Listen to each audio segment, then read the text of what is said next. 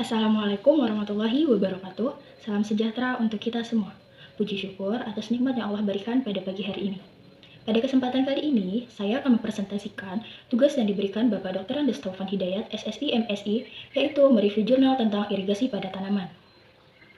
Sebelumnya, saya akan memperkenalkan diri saya terlebih dahulu. Perkenalkan, nama saya Iklim Nur Azura dengan NPM 2105110515 dari kelas irigasi dan drainase 03. Adapun judul jurnal yang saya review adalah Pengaruh Irigasi Tetes dan Mulsa terhadap Pertumbuhan Tajuk Tanaman Tomat atau Solanum lycopersicum L di lahan kering Gunung Kidul.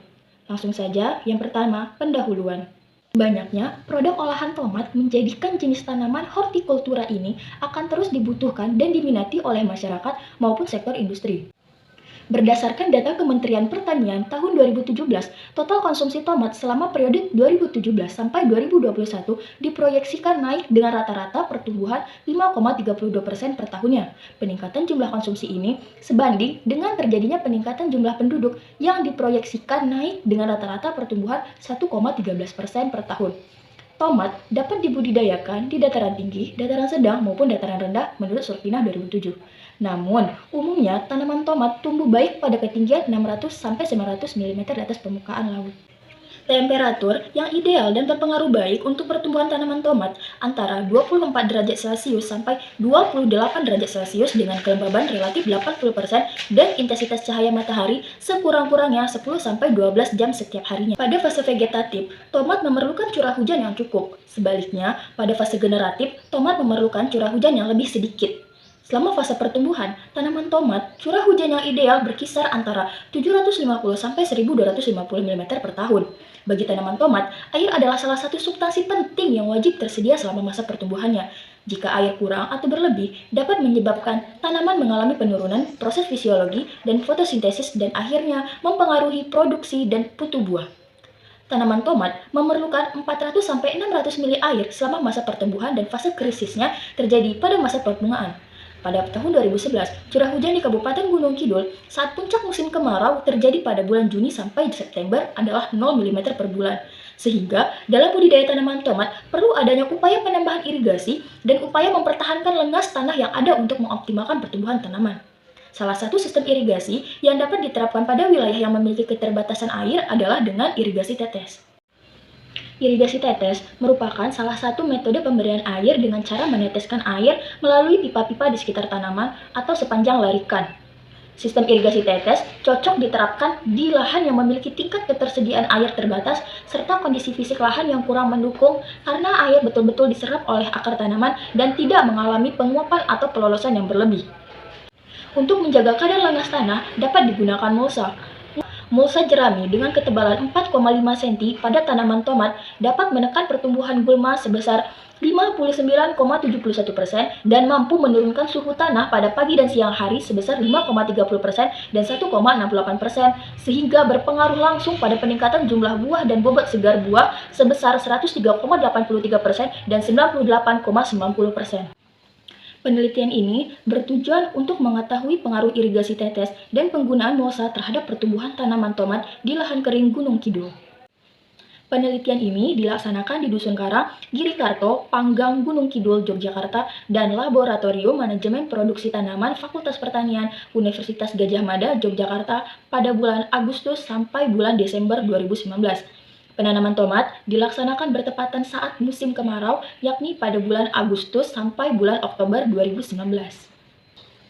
Adapun alat-alat yang digunakan dalam penelitian ini terdiri dari bak penampungan, selang drip hidrosol, pipa PFC, selang PE, valve, konektor off-take, screen filter, endoplug, soil moisture, instrumen, luxmeter, termohygrometer, alat pelubang mulsa, pelubang selang drip, IC meter, gembor, kantong plastik jumbo, oven, timbangan analitik, timbangan beban, atau electronic plug gauge scale, leaf arm meter serial dengan nomor 380415220V50HZ oleh Delta T Davis Ltd, tingkat ketelitian 10.000 mm2, kertas label, dan alat tulis.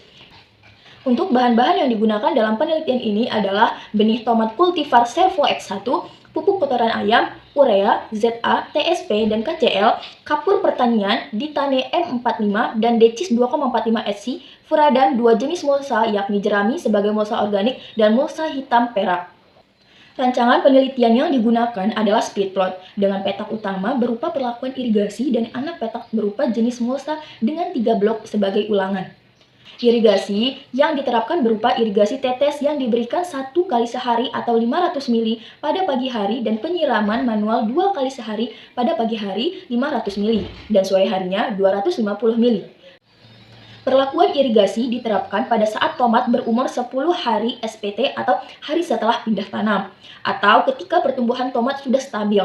Mulsa yang digunakan berupa mulsa jerami, mulsa hitam perak, dan tanpa mulsa atau kontrol. Setiap unit percobaan berupa petak berukuran 1,5 meter dikali 7,2 meter yang terdiri dari 36 tanaman. Untuk pengukuran pertumbuhan tanaman diambil sebanyak 3 kali tanaman, contohnya yaitu pada fase vegetatif saat tanaman berumur 3 minggu setelah pindah tanam, fase generatif saat tanaman berumur 5 minggu setelah pindah tanam, dan saat panen 8 minggu setelah pindah tanam, masing-masing sebanyak 3 tanaman. Untuk slide selanjutnya yaitu hasil dan pembahasan. Pada musim kemarau, air menjadi faktor pembatas yang umum terjadi di alam. Perhatikan pada gambar 1. Gambar 1 menunjukkan bahwa tidak ada interaksi antara jenis irigasi dengan jenis mulsa yang digunakan. Contohnya, pada gambar 1A diketahui bahwa penyiraman manual menunjukkan kurva yang lebih landau. Ini berarti dengan penyiraman manual, pertambahan tinggi tanaman lebih lambat dan cenderung lebih rendah daripada tanaman yang diberi irigasi tetes. Maka dari itu, dengan menyiram tanaman secara manual, terjadi penurunan penambahan tinggi tanaman sejak umur 7 minggu setelah tanam. Yang mana pada umur tersebut tanaman telah mendapatkan perlakuan penyiraman yang berbeda selama 1 minggu. Dengan menyiram tanaman secara manual, diduga belum mampu menyediakan air yang cukup bagi tanaman, sehingga masih cenderung mendapatkan cekaman yang kering, yang lebih tinggi daripada perlakuan irigasi tetes di lahan kering. Tanaman tomat yang diberi mulsa, mengesampingkan jenisnya, maupun tanaman tanpa diberi mulsa hampir tidak ada perbedaan pertumbuhan tinggi tanamannya. Jumlah daun juga terdampak oleh jenis irigasi yang diaplikasikan. Perhatikan pada gambar 2. Tanaman yang diberi penyiraman manual, grafik pertumbuhan jumlah daun lebih landai dibandingkan dengan irigasi tetes. Tanaman tomat yang diberi air siraman secara manual, pertumbuhan daunnya cenderung lebih lambat dan mengalami penurunan penanaman bahan jumlah daun sejak umur 7 minggu masa tanam. Hal ini juga diduga karena adanya hambatan pertumbuhan pada tanaman tomat akibat cekaman kekeringan yang terjadi saat fase vegetatif. Nah, untuk gambar 2B, tanaman tomat yang diberi mulsa ataupun yang tidak diberi mulsa itu bisa kita lihat. Hampir tidak ada perbedaan jumlah daunnya. Namun, tanaman yang tidak diberi mulsa memiliki kecenderungan pertumbuhan daunnya lebih rendah daripada tanaman yang diberi mulsa jerami dan mulsa plastik. Perhatikan pada tabel 1.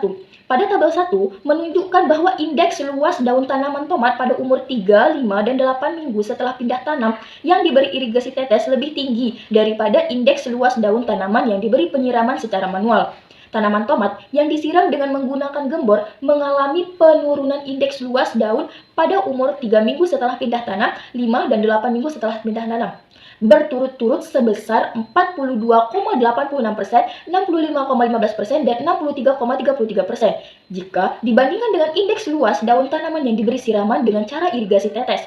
Penurunan luas daun merupakan salah satu cara tanaman dalam menurunkan laju transpirasi, selain penutupan stomata dan penggulungan daun. Beberapa faktor yang berpengaruh terhadap nilai ILD adalah umur tanaman, kondisi tanaman akibat cekaman, pengelolaan kebun khususnya pemangkasan, serangan hama, dan patogen penyebab penyakit dan kultivar atau klon. Sedangkan pada tabel 2 menunjukkan bahwa rasio pada tanaman yang disiram secara manual dan tanpa diberi mulsa menurunkan rasio klorofil A per B sebesar 36,84% dari tanaman yang diberi irigasi tetes dan tanpa diberi mulsa.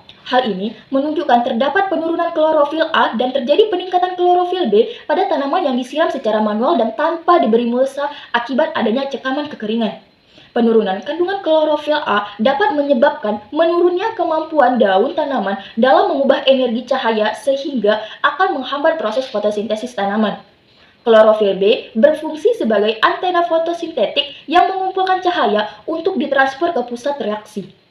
Tabel 3 menunjukkan bahwa tanaman tomat yang diberi irigasi tetes dengan mulsa jerami memiliki nilai sekapan cahaya sebesar 74,07% yang sama pengaruhnya dengan tanaman tomat yang diberi irigasi tetes dengan mulsa plastik 60,32%. Sementara, tanaman tomat yang disiram secara manual dan tidak diberi mulsa memiliki nilai sekapan cahaya paling rendah yaitu 45,92%. Dan sama pengaruhnya dengan tanaman tomat yang diberi siraman secara manual dan diberi mulsa plastik. Penyiraman manual dan diberi mulsa jerami serta disiram dengan irigasi tetes dan tanpa diberi mulsa. Hasil pengukuran laju transpirasi menunjukkan bahwa tanaman yang diberi irigasi tetes dengan mulsa jerami menunjukkan waktu untuk mengubah warna kertas kobalt klorida paling cepat yaitu 146,95 detik. Perhatikan pada tabel 4. Sementara, waktu terlama dalam mengubah kertas kobalt klorida ditunjukkan oleh tanaman tomat yang disiram secara manual dan tanpa diberi mulsa yaitu dengan waktu 670,65 detik atau setara dengan 11 menit 10 detik, yang artinya memiliki laju transpirasi paling rendah. Pada gambar 3B menunjukkan bahwa pada umur 3-5 minggu setelah pindah tanam, tanaman yang diberi mulsa jerami, nilai LPN tajuk meningkat sebesar 31,6% per minggu dari tanaman yang tidak diberi mulsa. Dengan adanya mulsa jerami, penguapan air akibat sinar matahari dapat ditahan. Oleh karena itu, adanya mulsa jerami dapat mengurangi evaporasi dan menjaga kestabilan suhu. Kemudian, mulsa jerami juga dapat memperbaiki sifat fisik, sifat kimia, sifat biologi dan tanah. Adapun kesimpulannya adalah hasil penelitian menunjukkan bahwa tanaman yang diberi irigasi tetes dan mulsa jerami dapat mempercepat laju transpirasi serta meningkatkan sekaman cahaya sebesar 31,4%. Penyiraman tanaman dengan irigasi tetes dapat meningkatkan tinggi tanaman, jumlah daun, indeks luas daun, dan laju pertumbuhan nisbi tajuk sebesar 38,8%. Sementara itu, perlakuan mulsa jerami secara efektif dapat meningkatkan laju pertumbuhan nisbi tajuk tanaman sebesar 31,6%. Demikian beberapa hal yang bisa saya sampaikan pada kesempatan hari ini. Saya mohon maaf yang sebesar-besarnya apabila ada tutur kata maupun tindakan yang kurang berkenan bagi Bapak dan audiens sekalian. Dengan ini, presentasi hari ini saya tutup. Terima kasih atas perhatiannya. Wabillahi taufiq wal hidayah. Wassalamualaikum warahmatullahi wabarakatuh.